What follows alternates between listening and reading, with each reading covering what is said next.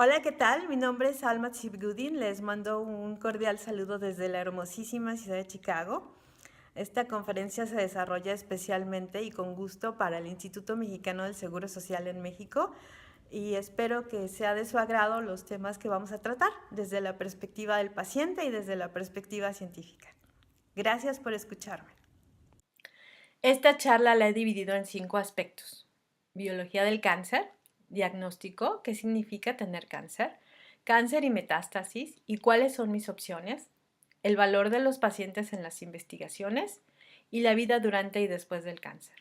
Espero que la información sea de su interés y entonces comencemos hablando sobre la biología del cáncer. Desde que era muy niña, seguramente como todos ustedes, hemos escuchado hablar sobre el cáncer. Siempre relacionado con la muerte y siempre he escuchado sobre la existencia de una cura casi mágica. Hay quienes aseguran que pueden curarlo y ofrecen conferencias y venden productos a un alto precio, pero hasta ahora la verdad, la mejor manera es navegar a través de los avances de la ciencia. Para ello, eh, luchar contra un enemigo es mejor cuando se le conoce. Entender la biología del cáncer permite tener una mejor idea de por qué funciona una cosa para un paciente y no necesariamente va a funcionar para otros. Pues en la lucha contra el cáncer se han de considerar factores genéticos y epigenéticos, ya que el cáncer es básicamente una enfermedad genética que se genera en las células del cuerpo.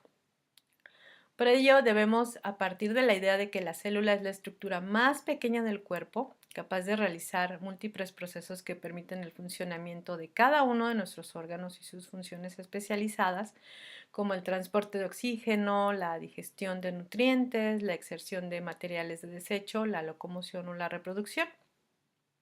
Todo eso hacen nuestras células. Para garantizar la actividad adecuada de cada órgano, entonces las células más viejas o dañadas deben reemplazarse, ya sea como parte de la vida natural de cada órgano o bien como respuesta a los cambios ambientales a los que se ve sometido el cuerpo humano. Como ejemplo de ello se puede mencionar que la médula ósea aumenta la reproducción de glóbulos rojos que transportan el oxígeno al cuerpo 7 veces o más cuando se presenta una hemorragia en cualquier parte de nuestro cuerpo, o bien si nos encontramos a una gran actitud. Se tiene otro ejemplo que son los glóbulos blancos que se producen más rápidamente cuando el cuerpo se enfrenta a una infección. Ahora bien, cabe agregar que la reproducción de las células es un proceso altamente regulado por el ácido desoxirribonucleico o el ADN, que es una molécula compleja fabricada en el núcleo de la célula y cuyo trabajo es controlar todo lo que hace la célula. En una célula humana, el ácido desoxirribonucleico se organiza en 46 secciones distintas llamadas cromosomas, los cuales están dispuestos en pares, que son 23 cromosomas de cada padre biológico. Juntos, los 46 cromosomas contienen más de 100.000 genes. Un gen es un segmento del ADN que determina la estructura de una proteína o cuál es necesario para el desarrollo y crecimiento, así como para llevar a cabo funciones químicas vitales en el cuerpo. Al igual que los cromosomas, los genes se organizan en pares, un gen de la madre y otro del padre. Cada gen ocupa una ubicación específica en un cromosoma. A través de una serie de pasos bioquímicos, cada gen le indica a cada célula qué proteína debe producir. Algunos genes indican la producción de proteínas estructurales, por ejemplo, piel o huesos. Otros tienen células que reciben el mensaje de reproducir hormonas o factores de crecimiento o citoquinas, que son proteínas inflamatorias, mientras que otros genes se encargan de asegurar que la célula promueva proteínas reguladoras que controlan la función de otras proteínas o les dicen a otros genes cuándo deben activarse o desactivarse. Cada vez que se activa un gen produce otra molécula compleja llamada ácido ribonucleico o ARN que contiene toda la información que la célula necesita para reproducir nuevas proteínas. Aunque este suene complejo, eh, si algo sale mal en la comunicación o elaboración de alguno de estos productos, la célula puede volverse cancerosa. Esto es porque las células se dividen solo cuando reciben las señales correctas de los factores de crecimiento que circulan en el torrente sanguíneo o bien cuando se envía un mensaje desde una célula con la que se pone en contacto directamente. Por ejemplo, si una persona pierde sangre debido a una hemorragia, un factor de crecimiento llamado eritropoyetina, el cual se produce en los riñones, circula en el torrente sanguíneo y le indica a la médula ósea que fabrique más células sanguíneas. Cuando una célula recibe el mensaje de que ha de dividirse, debe pasar por distintos puntos de control a lo largo de cada paso del proceso para que se asegure que todo marche bien, lo cual implica el inicio de una nueva célula. Una célula cancerosa, al contrario, es una célula que crece fuera de control, desobedeciendo las órdenes de los puntos de control. A diferencia de las células normales, las células cancerosas ignoran las señales para que detengan su división, su especialización o bien para morir.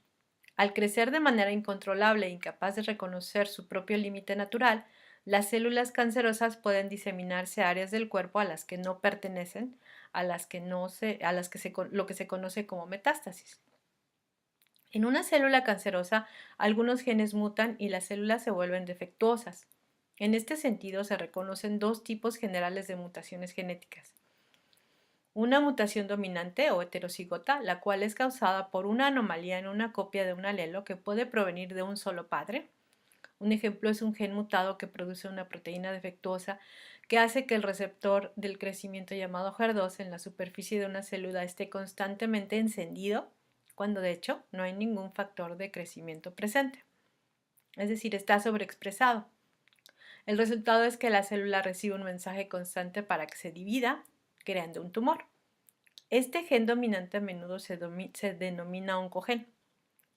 El segundo tipo de mutación se conoce como una mutación recesiva u homocigota, la cual se caracteriza porque ambos genes en el par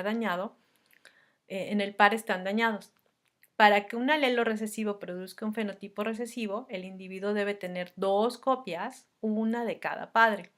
Por ejemplo, un gen llamado P53 produce una proteína que apaga el ciclo celular.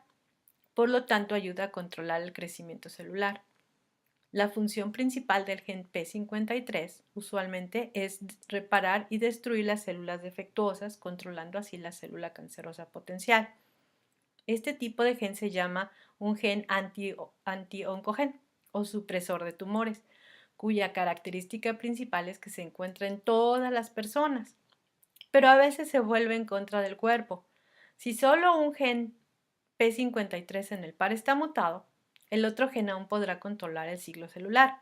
Sin embargo, si ambos genes están mutados, el interruptor de apagado se pierde y en la división celular pierde el control.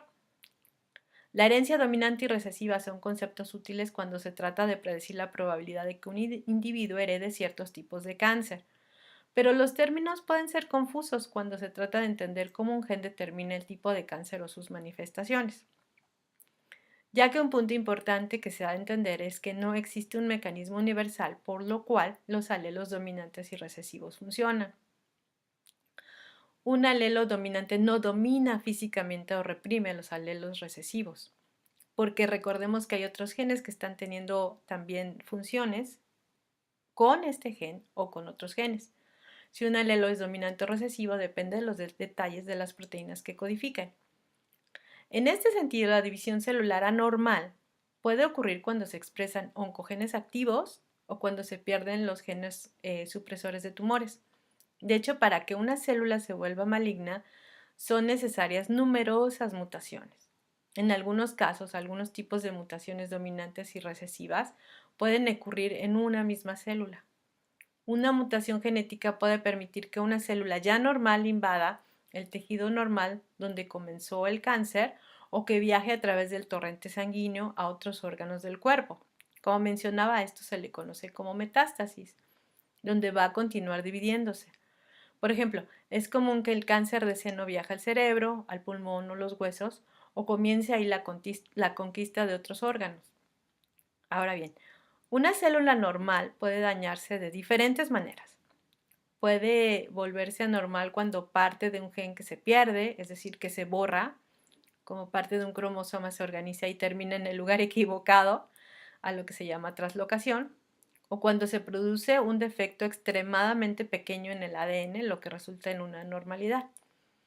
Al respecto, no puede dejar de mencionarse que una división anormal también puede ser causada por un virus. En este caso, los genes pueden ser normales, pero la proteína no funciona normalmente porque la célula contiene un virus que está produciendo un cáncer. Tal es el caso del virus del papiloma humano.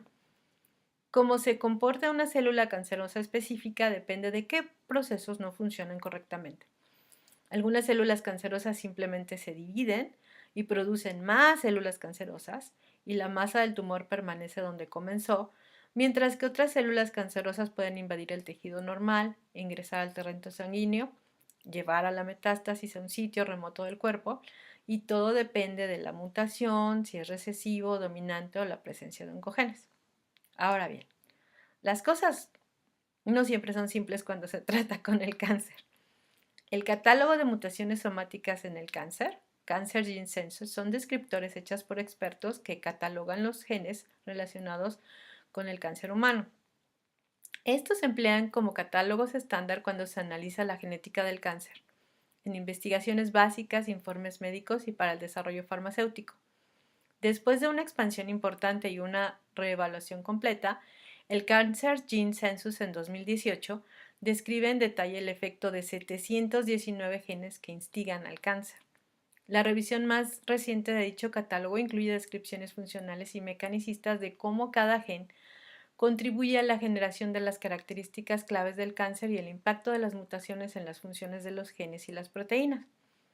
Estas características representan la extraordinaria complejidad de la biología del cáncer y sugieren múltiples aplicaciones relacionadas con él para muchos genes, que a menudo son altamente dependientes de los tejidos. Con esto en mente, se mira distinto a aquellos que aseguran que el aguacate, el plátano o ciertos hongos curan el cáncer, pues las cosas nunca son tan simples. También quiero decir que para cada paciente va a existir una cura distinta, un tratamiento distinto, efectos secundarios distintos, porque cada uno de nuestras células están funcionando de manera diferente dependiendo de la biología que tengan funcionando en este momento específico. Muchas gracias por su atención y continuamos con otro segmento.